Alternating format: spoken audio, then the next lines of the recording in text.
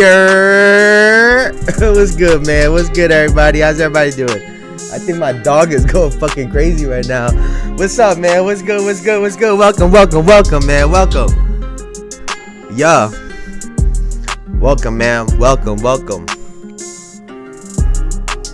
are you tripping out right now? Alright. Yeah.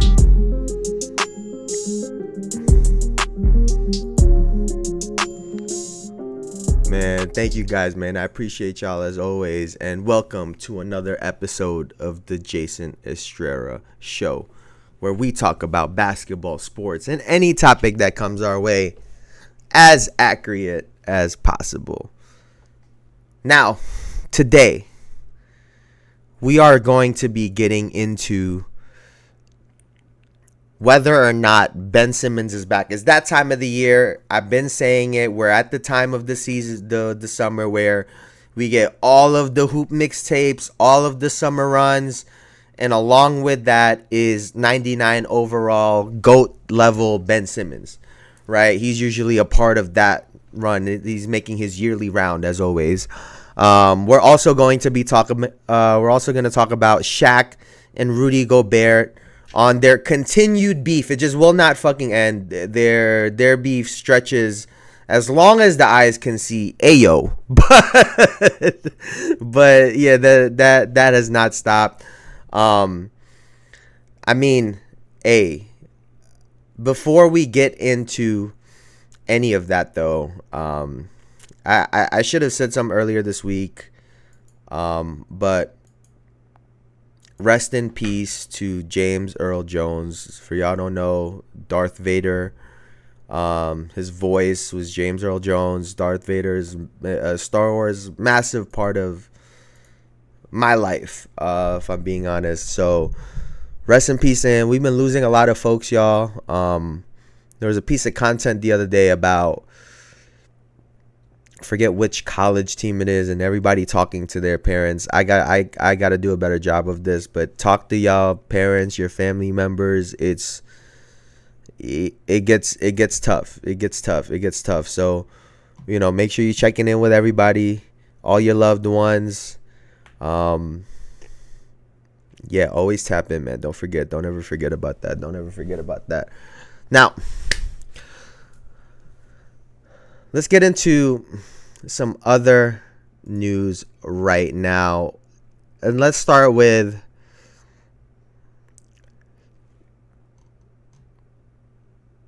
this right here. So it's reported earlier today that John Donahoe is stepping down from Nike. His tenure has been filled with scrutiny, market share loss. Oh shit.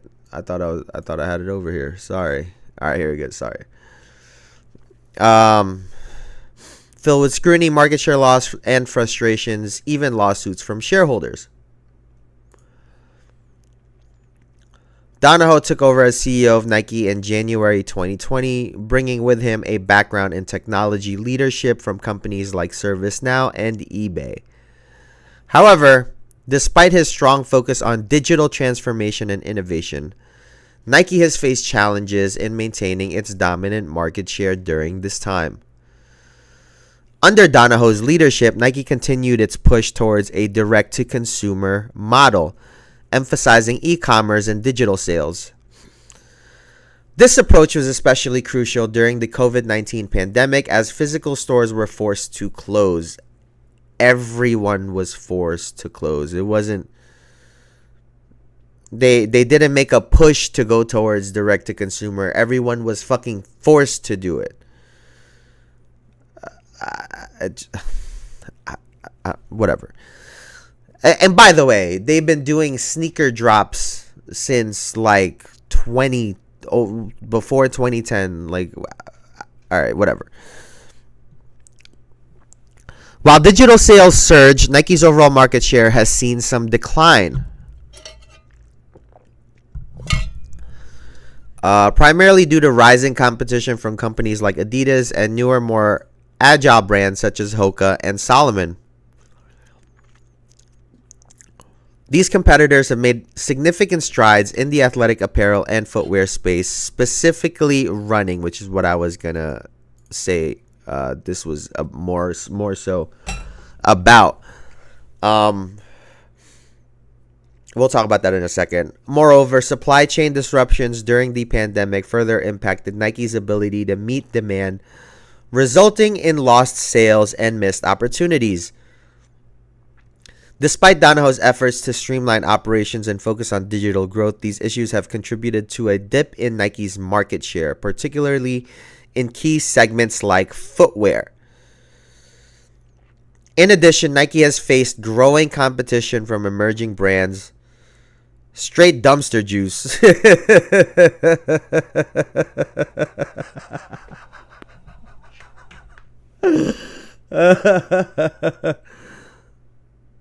Ben Simmons will never be like that again. I love that energy. Let's see. Oh, and this is the other part that I want to get into. Donahoe will be replaced by longtime Nike veteran Elliott Hill, who retired in 2020 after 32 years. He will serve as Nike's CEO and president. I'm excited to welcome Elliott back to Nike, said Mark Parker, executive chairman of Nike. So, big news. My first thought was, damn, a lot of these CEOs are stepping down ever since this whole P. Diddy shit started coming out, man. Like, we better not have seen you at no Diddy party, Mr. John Donahoe. Yeah, I better not have seen you at none of them parties, bro. But, and I say that jokingly, right? But let's call a spade, right?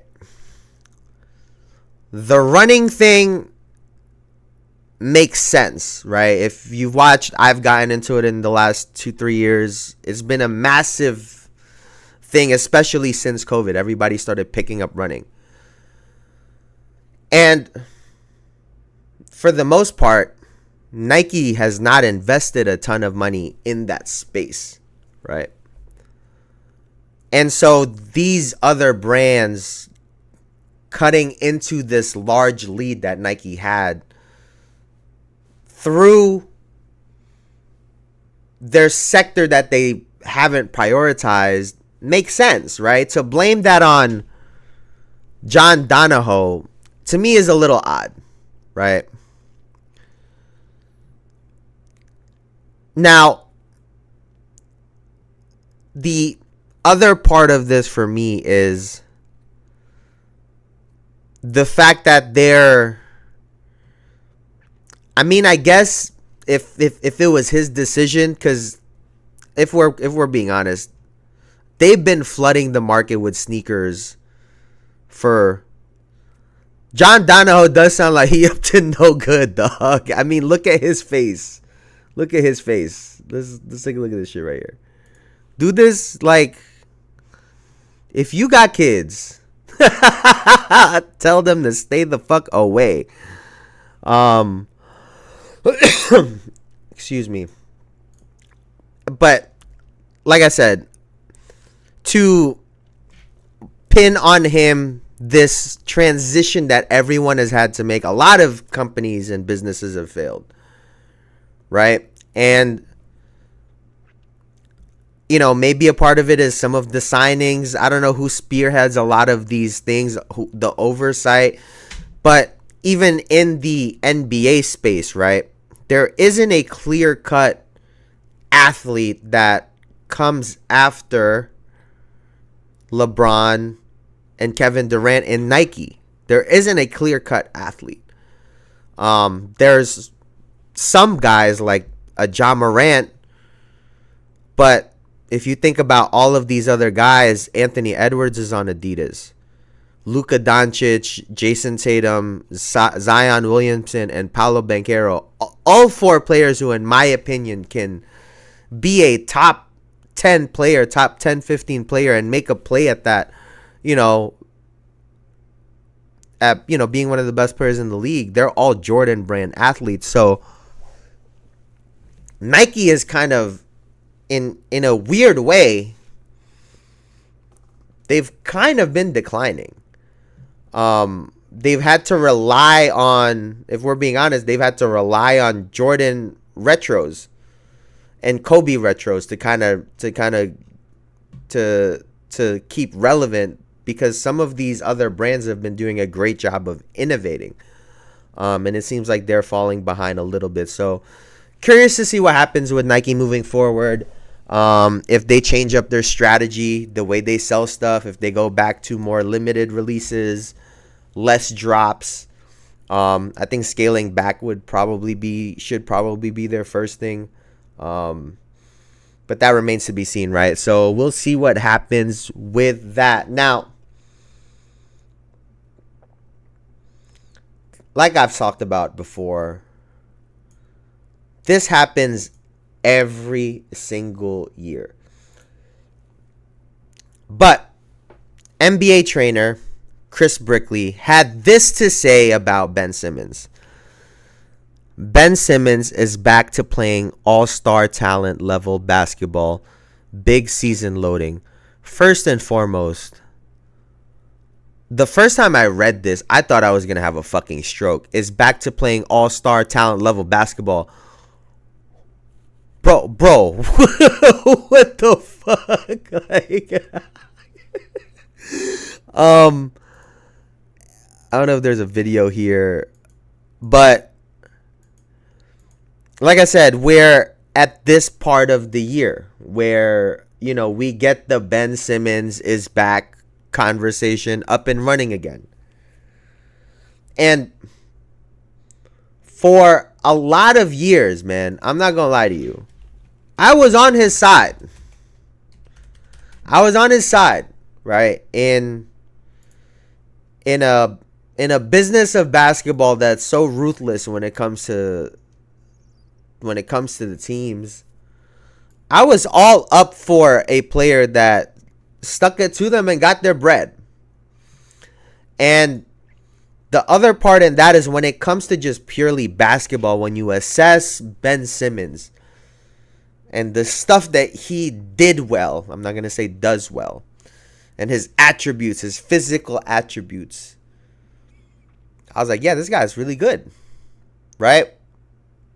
Could he have gotten a better jump shot? Yeah, but he didn't need that to be a top player in the league. So I was always against that way of thinking. However, at this point in time, it's just too little too late. Because when we look here, right? Ben Simmons came in 2016-17 at 20 years old. Didn't play his first year, right?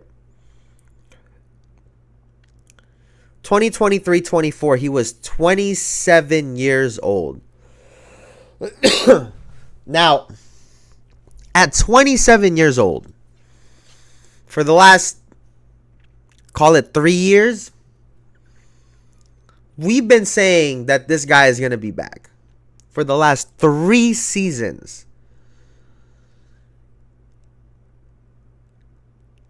And for a guy that's played, what, 57 games in the last 3 seasons since 2020, 2021, we expect him to be back at an all-star level. You see, I always thought that confidence was a problem with Ben Simmons, right? That he lacked confidence. We've talked about this with numerous players.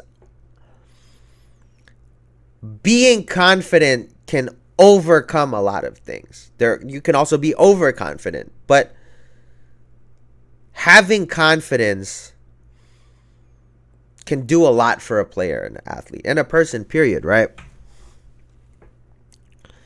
And when you take a guy in Ben Simmons who hasn't played really that much in 3 years, and I say a part of his problem is his confidence, where would his confidence come from? Right? Confidence comes from repeatedly being in that situation, being in that, having experienced and practiced it over and over and over and over and over again. That's a huge part of confidence. And you're talking about a guy that has not played that many games in the last 3 seasons.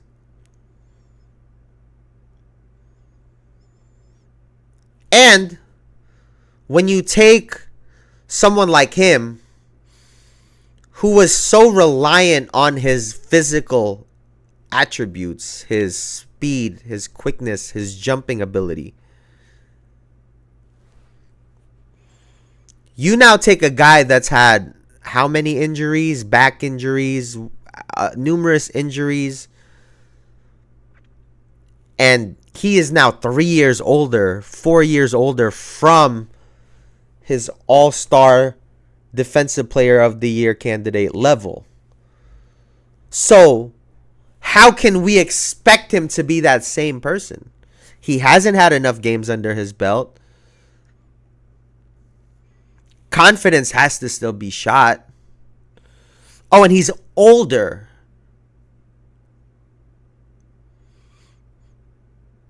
It's crazy to me that C. Brickley stuck his head out for this guy just now. That was a little crazy to me. I'm not going to lie to you.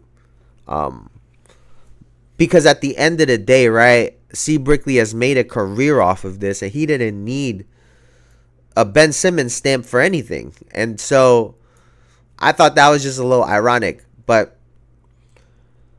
can we expect anything from Ben Simmons? No. I would expect absolutely nothing. He has to play first. And then we could talk about numbers. Get through a season healthy, and then we could talk. Then the expectation goes from there. Because realistically, if you're really gauging him as a player, he's probably, and you want to talk about realistic, he's probably a full season and a half to 2 seasons away from getting close to where he was. And now you say, well, he's 27, 28 now. Now you're talking about a 30-year-old that has no jump shot. Yeah, I think he is far from what C. Brickley is saying. Now, if he comes out and starts hitting jump shots everywhere, left and right, then, checkmate, I guess. I'm an idiot. But I highly doubt that happens.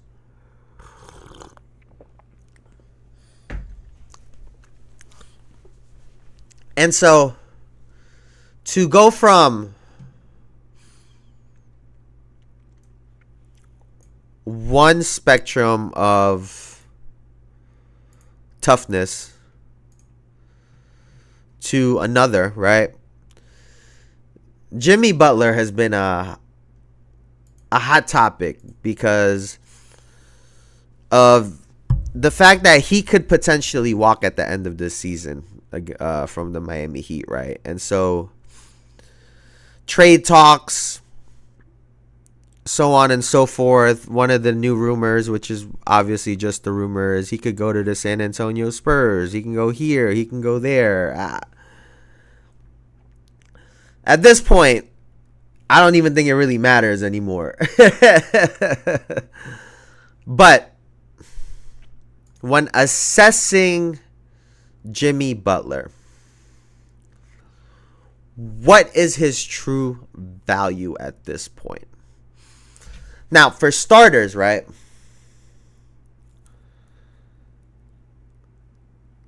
I would have to look at what his own team is valuing him at, right? The fact that they have not signed him is very telling, or extended his contract is telling, right? Whether that means he's not worth the money, or they have some reservations, or there's something internal, whatever the case is, there's a reason they haven't signed him. And I think that that's that's something to watch, right? And when you think about Jimmy Butler, he's 35. And I think he was asking for like 40, 50 million for 3 years. So you're signing him through 38. And he is also a player that has relied on his, physicality, right? Talking about an older body. And on top of that, just call it what it is, right? He doesn't have the greatest handle in the world. He doesn't lose the ball per se, but doesn't have the greatest handle in the world. So he can't transition to like a point guard, kind of role, even though he can at times, right? And he's never been a great 3-point shooter. So imagining what he looks like in the coming years, I can see why Miami is reluctant. Because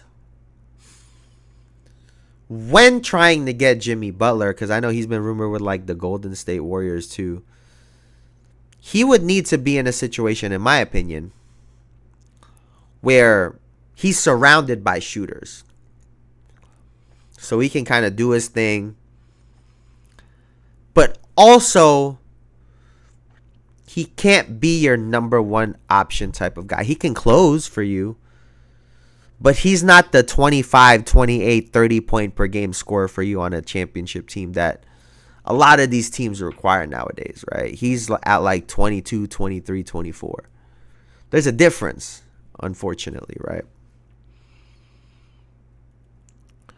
And so when you look at that and the comparison, right? You're talking a Jaylen Brown, but Jaylen Brown is 27.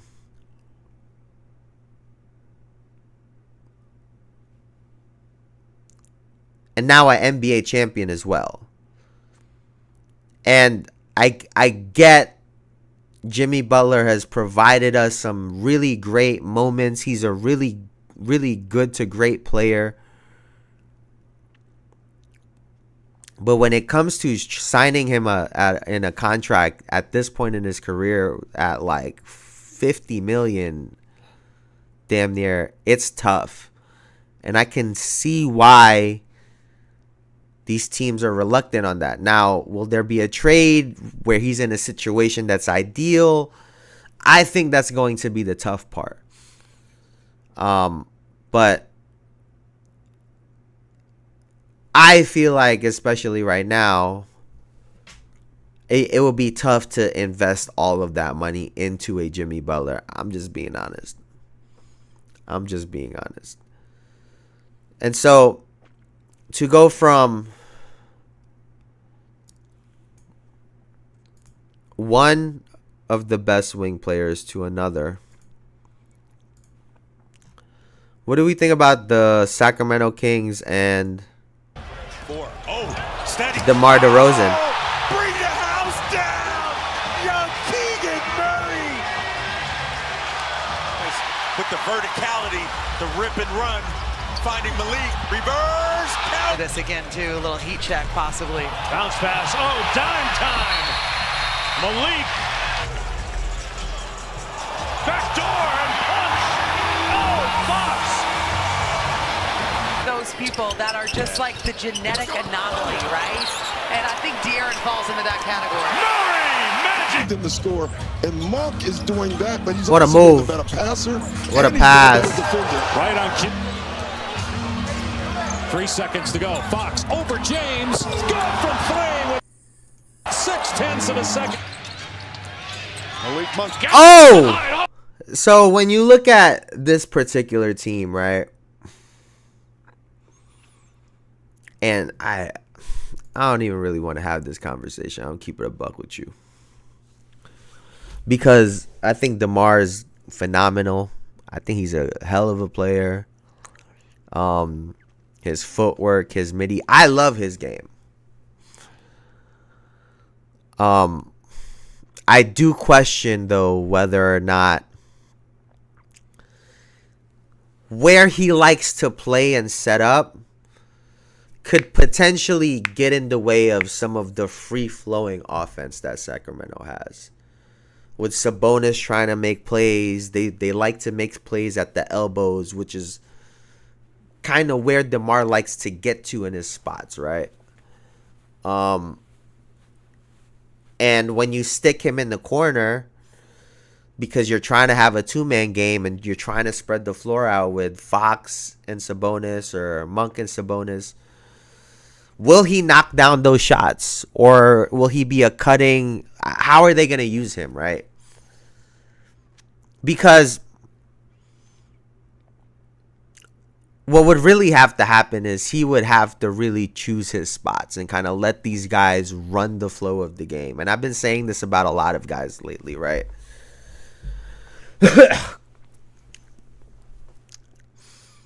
A lot of these young point guards play very quick. And they like to get downhill. And I was talking about this with Tyrese Maxey and Joel Embiid in Philadelphia, right? Adding Paul George into that. Where they're going to operate is going to be where Paul George and DeMar DeRozan likes to operate. That's where the pick and roll exists. That's where they're going to get downhill. And you end up having to stick one of these guys in the corner or in the opposite wing, right? And so, how will they adjust to that situation, right? Paul George, I think, is a little bit better of a three-point shooter than DeMar. And so the question is, can DeMar hit those corner three-point shots and be effective on cuts? I think he needs to get in better shape so they could play quick, right? And then when shot clock going down, certain situations, or when these guys go out, he gets to isolate and get into his bag. He can really provide a punch that they didn't have before, right? And so I think it could work, but I think they need to really develop a synergy and understand when certain guys need to go off, right? I think personally, if you have a Fox and a Sabonis kind of getting the game going early on, because they like to pass and get other people involved, you can kind of set the offense up to run smoothly and get in rhythm. In the middle of that, probably towards the end of the first quarter, so what I would do is personally, DeMar plays the entire first quarter. That's how I would play it out. DeMar plays the entire first quarter. Take out Fox and Sabonis like the 4-minute mark, 3-minute mark-ish, right? And then after that, you just tell DeMar, you go get fouls. You go just get in your shit, right? Go crazy for 3 minutes. And then you pull him out, get the bench going in through the second. And then, you bring back Sabonis and Fox. And then you stagger bringing DeMar in. That's how I would personally play those out, these guys out, because I think you do need to let DeMar get his stuff, right? You need to allow him some room. But I do think it is a tough adjustment, especially because of his inability to shoot 3-pointers. And when it comes to spacing, the game now is all about space. And if he ends up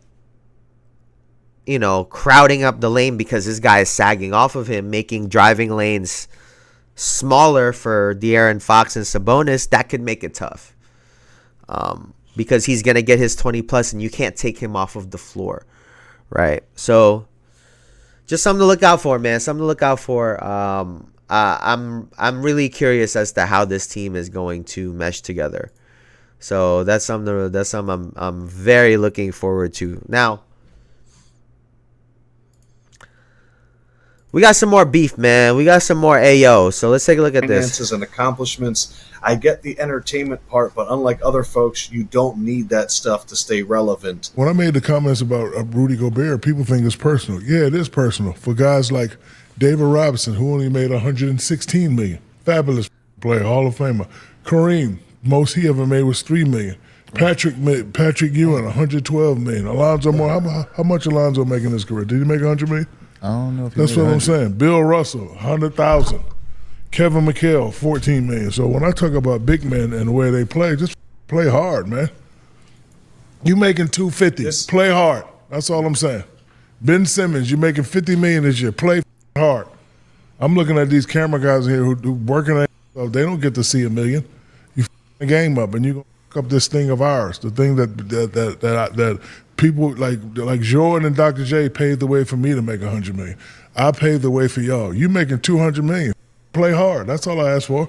When somebody dunk on you, don't grab their knees and put your head between his legs. That's what I'm talking about. So you want to respond? This is my response back. Play hard. And you goddamn. Listen, man. Listen, dog.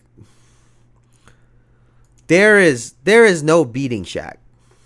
Right? There is no beating Shaq because he always gonna hit you with the I'm one of the best ever, I'm a champion, da da da da da, all that shit, right? But the reality of it, and obviously I'm not Shaq, right? But even for regular people, isn't the idea to leave what you're doing better than when you got there? Right? Isn't the idea that y'all will never see the money that you guys have paved the way for? This is across the board. And Shaq mentioned all of those guys, which is great, right? Have those guys said anything? Because at the end of the day, right, it's not their fault that these are the contracts, right? There's a lot of players that give Shaq and these guys the respect, and there's guys that don't. But that's how it's always been. And I guess for me, Shaq he's not an idiot, right? He knows what he's doing. In my opinion, right? I think he knows what he's doing. And I think he knows and understands that he can drag this out longer. The season is about to start. Like, he's filling in this time. Content for him, content for the space. Because if there was anyone that doesn't need to complain about the disparity in salaries from players back then to players now, it's Shaq. Because his business is right.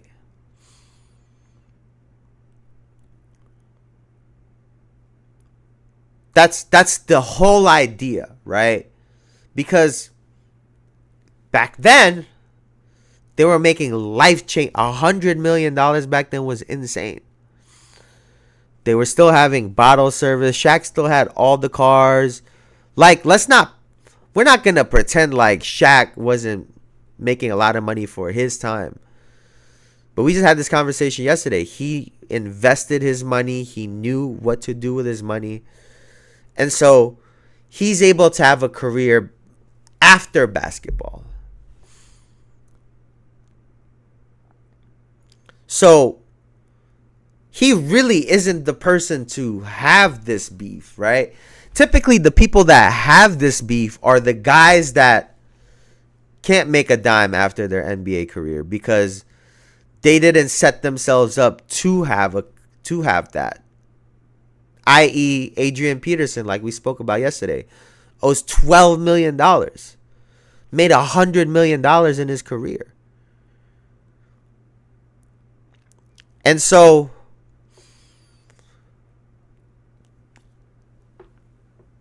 like I said, at the end of the day, it's not these players' fault. Now, and you also, and I've had to learn this, right?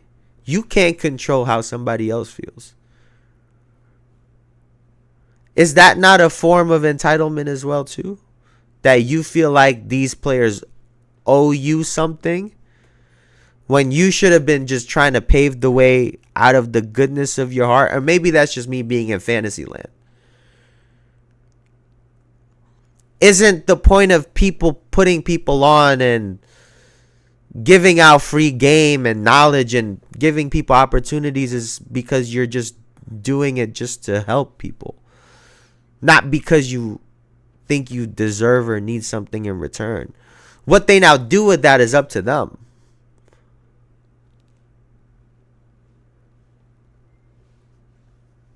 And like I said, I get what Shaq's doing, but he's pointing out one player.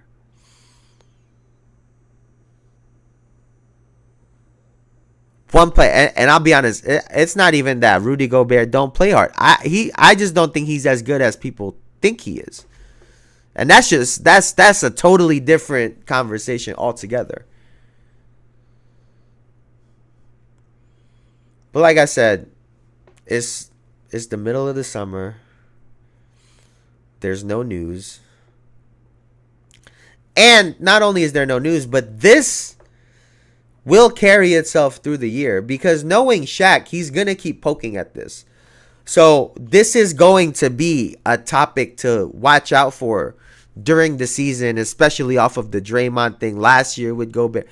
All of these things I think are now in play. So smart move by Shaq. Smart move by Shaq by keeping this going.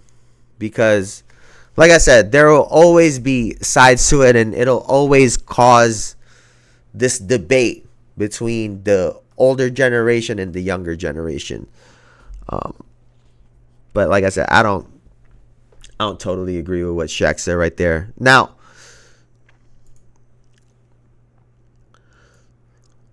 let's get into this last topic right here. I still don't think she's dominating, but she's a different player than she was in the first half of the season. And I think because of her adjustment and her ability to play first half of the season, you have a break. And it was great that the Olympics was this year, right? That she came into the league. You had a break, had an opportunity to work on your game, do whatever it was she did, but also an opportunity to practice with your teammates. And like, I've never questioned if Caitlin was a good player. Yeah. I think she's a hell of a player. And my thing was, no, I didn't think she would come in and dominate. I thought it would take her some time to adjust to being a professional. And to me, I think that's exactly what she's done. And her teammates have, like, they too have taken their game to a whole nother level. I think that's what has made this Indiana Fever team a hell of a team post-Olympic break. Yeah. You know what I think? I think leading. I don't want to be that guy, but I disagree with her completely. Now, this conversation on whether or not Caitin Clark is dominant,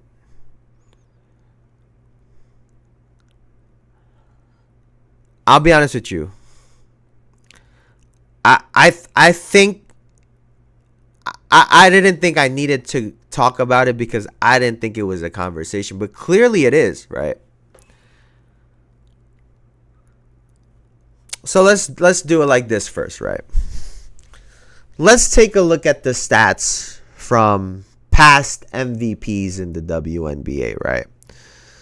We had Breanna Stewart in 2023. Fantastic. 23, 9.3, 3.8 assists, 1.5 steals. Unbelievable, right? Asia Wilson before that, 19.5, 9.4, 2.1, 1.4, 1.9. Great. Jonquel Jones, 19.4, 11.2, 2.8, 1.3, 1.3. Asia was before that. I mean, we could just go down the line. 18 and 10, 21 and 8, 19.5 and 8. This was Elena Deladon right here too. One of the best. you just go through some of the 17.9, 8.7 for Candace Parker, and then you compare it to 19.5, 5.7 rebounds, and a career record, a WNBA record in assists per game, 8.4, to go with 1.3 steals per game. Now, I don't believe that she is the MVP, right?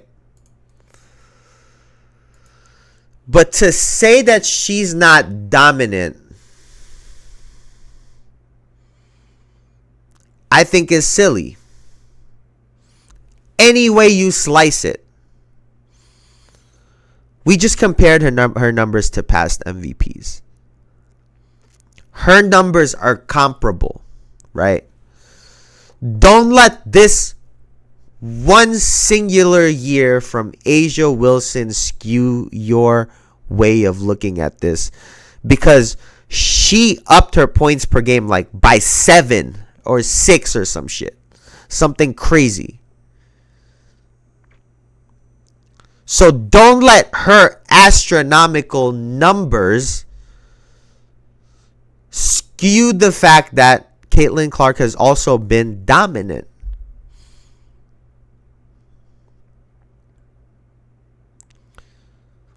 She's at like 27 a game since the Olympics, which, by the way, I don't understand her comments on the Olympics. Outside of the 12 athletes that were there, she talked about the Chicago Sky. Who the fuck has an excuse? And you could argue those 12 players had the best run anybody could have gotten. So, no. That wasn't just an advantage for Caitin Clark. Everyone should have taken advantage of it. But she's looked the best out of everybody. You can't take that away from her. And to add on top of that, right, the fact that she's a rookie. We saw those women's stats as MVP awards, and Caitin Clark's numbers were comparable, and she's a rookie. If her numbers go up astronomically and that means she got more dominant. That doesn't mean that she wasn't being dominant already. I said at the beginning of this season, she has a trait that carries from game in and game out, whether she's playing well or not, and I think that's valuable. And that's her ability to shoot the three-point shot. She, by herself, can extend the defense. We saw them playing her off of free throws, double teaming off of the pick. To act as if she is not dominant in every way from stats, the way the game is played, her impact. I mean, we just got to call a spade at this point, right? Like, it is what it is.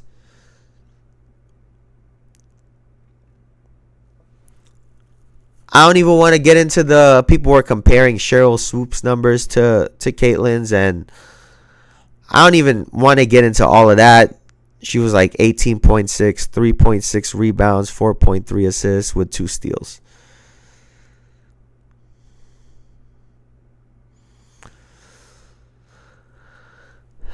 You know, like, it just,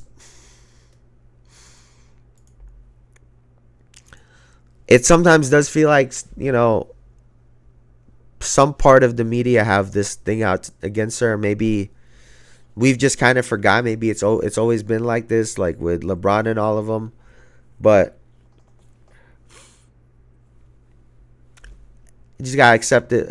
You gotta accept it for what it is, man. The world gonna keep spinning, whether you like it or not. Now, speaking of which, man, it's been a quick day for me, y'all. I appreciate y'all for joining me as always. Now, before I go, please like, comment, subscribe, all that good shit. It really helps the channel grow because we're trying to take this to Mars, baby. So before I get going, y'all could have been anywhere on the internet, but y'all were here with me, and I really appreciate y'all for that. So thank you so much. I will see y'all later. I'll be honest, I don't know if I'm going to be on tomorrow, but I will definitely be back on Monday. Y'all have a great weekend. Y'all have a great rest of your day. Peace, peace, peace. Thank you guys for joining me, man. I'll see y'all later. Peace.